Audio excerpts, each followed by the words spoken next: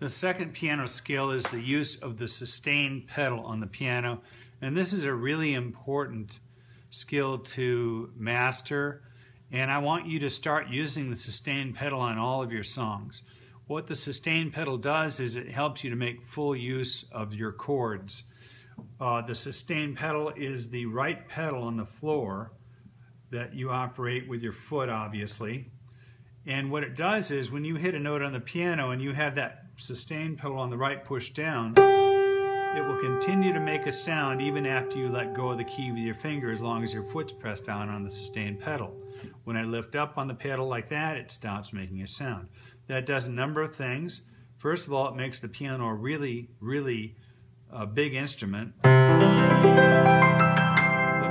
Look, Mom, how many notes am I playing?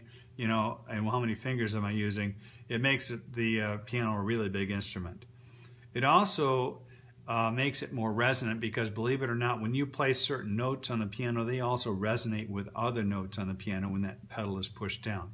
The main thing about it is that you only want to sustain notes that belong together. So as long as you are in the same chord, you can keep that pedal down all day because all the notes of that chord belong together and they sound just fine. But as soon as you start playing notes that don't belong together, it sounds absolutely awful. So the principle is, with the sustain pedal, at the very least, when you change chords, you have to lift your foot up and put it back down again so that you're only sustaining notes that belong together. So remember to do that. Piano players do this unconsciously. It's not really written into their music. As soon as the music starts to sound blurry to them, they will lift their foot up and put it back down again.